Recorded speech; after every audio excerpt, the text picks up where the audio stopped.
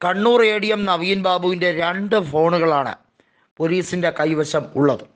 ഈ 2 ഫോണുകളിലെ cell tower കാണിച്ചതുമായി ബന്ധപ്പെട്ട കാര്യത്തിൽ അദ്ദേഹം സഞ്ചരിച്ചു എന്ന് പറയുന്ന റെയിൽവേ സ്റ്റേഷൻ അപ്പുറത്തേക്ക് മറ്റു ദൂരങ്ങളിലേക്ക് സഞ്ചരിച്ചു എന്ന് വ്യക്തമാകുന്ന ലൊക്കേഷൻ ഉൾപ്പെടെ കാണിക്കപ്പെട്ടിട്ടുണ്ട് എന്നതായിരുന്നു പ്രഥമ വിവരം.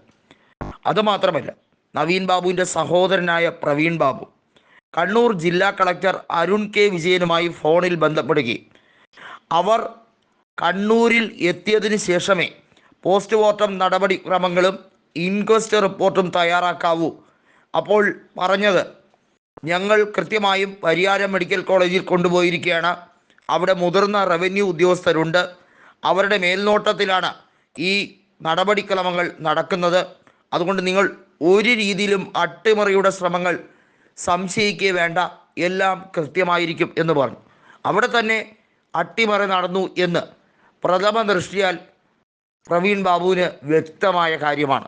കാരണം അവർ അവിടെ ചെന്നപ്പോൾ തന്നെ ഈ നടപടിക്രമങ്ങളെല്ലാം ധൃതിപ്പെട്ട് ത്വരിതപ്പെടുത്തി പൂർത്തീകരിക്കുന്ന ഒരു സാഹചര്യമാണ് ഉണ്ടായത്. മാത്രമല്ല, കാലത്ത് രാവിലെ 4 മണി മുതൽ സംഭവവുമായി ബന്ധപ്പെട്ട പോലീസ് സ്റ്റേഷനിൽ സാധാരണ ഹാജരാകാത്ത പോലീസുകാർ ഹാജരായതും ഇത് കോക്കസിൻ്റെ ഒരു പ്രവർത്തനം തന്നെയെന്ന് വിലയിരുത്തുന്നത് അതുകൊണ്ടാണ്. അതായത് മഞ്ജുഷ കൃത്യമായി പോലീസിനെതിരെ നടപടിയെടുക്കണം എന്നാവശ്യപ്പെടുന്ന സാഹചര്യത്തിലേക്ക് എത്തിയിരിക്കുകയാണ്. നമുക്കറിയാം, പത്തനംതിട്ടയിലേക്ക് മലയാലപ്പുഴയിലേക്ക് നവീൻ ബാബുവിൻ്റെ വീട്ടിലേക്ക് SIT എത്തിയിരിക്കുന്നു എന്നത് എത്രയോ ദിവസങ്ങൾ കഴിഞ്ഞിട്ടാണ്. അതായത് ദിവ്യയ്ക്ക് ജാമ്യം കിട്ടിയതിന് ശേഷമാണ് എത്തിയത്. ഇനി എത്തിയിട്ട് എന്ത് കാര്യമാണ്? അതായത് കേസിലെ തെളിവുകളെല്ലാം നശിപ്പിക്കാനും മൊഴി സ്ട്രോങ് ആക്കാതിരിക്കാനും ശ്രമിക്കുന്നു. മഞ്ജുഷയുടെ മൊഴിയോ അല്ലെങ്കിൽ ഗീതയുടെ റിപ്പോർട്ടോ ഒന്നും തന്നെ പഠിക്കാതെ അവർക്ക് ജാമ്യം അനുവദിക്കുകയാണ്. ഒരു ക്രിമിനൽ കുറ്റം ആരോപിക്കപ്പെടുന്ന ഈ സംഭവ വികാസങ്ങൾ കൊലപാതകമാണോ എന്ന് സംശയത്തക്ക സാഹചര്യം ഉതകുന്ന ഈ ഒരു സാഹചര്യത്തിൽ അതുമായി ബന്ധപ്പെട്ട് സംശയാസ്പദമായി കണ്ണൂർ ജില്ലാ പഞ്ചായത്ത് പ്രസിഡൻ്റായിരുന്ന EP ദിവ്യ അറസ്റ്റിലാകപ്പെടുകയാണ്. ആ അറസ്റ്റ് ചെയ്യപ്പെട്ട പ്രതിക്ക് കേവലം 11 ദിവസം കഴിയുമ്പോൾ വീണ്ടും സുഖിച്ച് കുടുംബാംഗങ്ങളുമായി രസിച്ച് പഴയ നോർമൽ ജീവിതം അട്ടിച്ച് പൊളിച്ച് ആഘോഷിക്കാൻ അവസരമൊരുക്കിയത് ജില്ലാ ഭരണകൂടം തന്നെയല്ലേ? അല്ലെങ്കിൽ നെറുകേടിൻ്റെ കളികളല്ലേ ഇവിടെ കളിക്കുന്നത് എന്നത് വളരെ വ്യക്തമാണ്. പോലീസ് നടത്തിയ വലിയ ഒരു ഒത്തുകളിയാണിത് എന്ന് തെളിഞ്ഞിരിക്കുന്നു എന്നാണ് അഡ്വക്കേറ്റ് ജോൺ റാൽഫ് പറഞ്ഞിരിക്കുന്നത്. പോലീസിനെ സംശയിക്കണം. ഈ കാര്യത്തിൽ പോലീസ് ഒരു രീതിയിലും നീതി നടപ്പിലാക്കാൻ പോകുന്നില്ല എന്ന് തങ്ങൾക്ക് ഉത്തമമായ ബോധ്യമുണ്ട് എന്നുള്ളത് വ്യക്തമാക്കിയിരിക്കുകയാണ് അഡ്വക്കേറ്റ് ജോൺ റാൽഫ്. നവീൻ ബാബുവിന് നീതി ലഭിക്കണമെങ്കിൽ അദ്ദേഹത്തിൻ്റെ ഈ സംഭവവുമായി ബന്ധപ്പെട്ട കാര്യത്തിൽ അതിനകത്ത് ദുരൂഹതകൾ ഏറെയാണ്.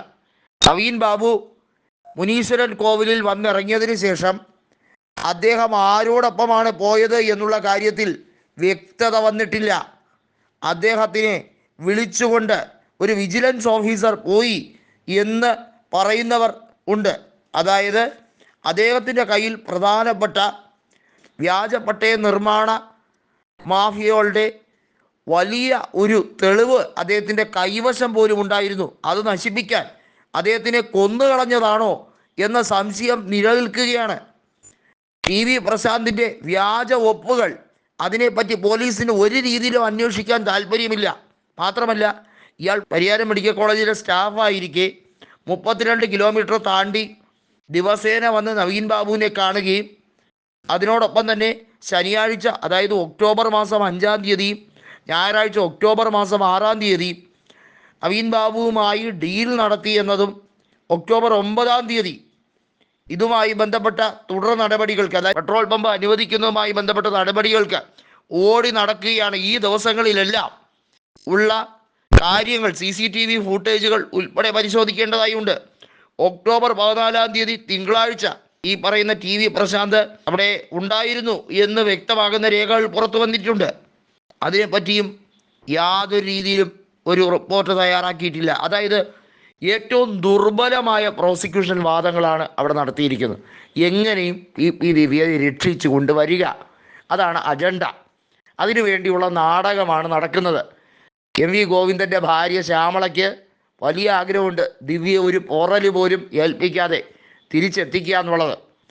സൗന്ദര്യ കാരണം അത് ദുരുപയോഗം ചെയ്ത് വഴിവിട്ട ബന്ധങ്ങളിലൂടെ വലിയ സ്ഥാനമാനങ്ങൾ നേടിയെടുത്തവരാണ് ദിവ്യ എന്ന് വലിയ രീതിയിലുള്ള അഭിപ്രായം അവിടെ ആരോപിക്കപ്പെടുന്ന സാഹചര്യത്തിൽ അവർ പറയുന്നു, എനിക്കെതിരെ ആരൊക്കെയാണോ വ്യാജ വാർത്തകൾ നൽകുന്നത് ആ മാധ്യമങ്ങളെയെല്ലാം ഞാൻ കൈകാര്യം ചെയ്യും. നവീൻ ബാബുവിനോട് ഭീഷണിപ്പെടുത്തിയതുപോലെ, 2 ദിവസം കഴിഞ്ഞിട്ട് കാണിച്ചു തരാം എന്ന് പറഞ്ഞതുപോലെ ഈ മാധ്യമങ്ങളിൽ എന്നെ നിഷ്കളങ്കിയാക്കാതെ വെള്ളപൂശാതെ എൻ്റെ എല്ലാ കൊള്ളരുതായ്മകളും പുറത്തു വിടുന്നവരെ ഞാൻ വെറുതെ വിടില്ല. ഞാൻ അവരെ കൃത്യമായും കണക്ക് പറയിപ്പിക്കും. എൻ്റെ കൂടെ പോലീസുണ്ട് എന്ന ധാർഷ്ട്യമാണോ അവർ കാണിക്കുന്നത് എന്ന കാര്യമാണിപ്പോൾ ഉയർന്നു നിൽക്കുന്നത്.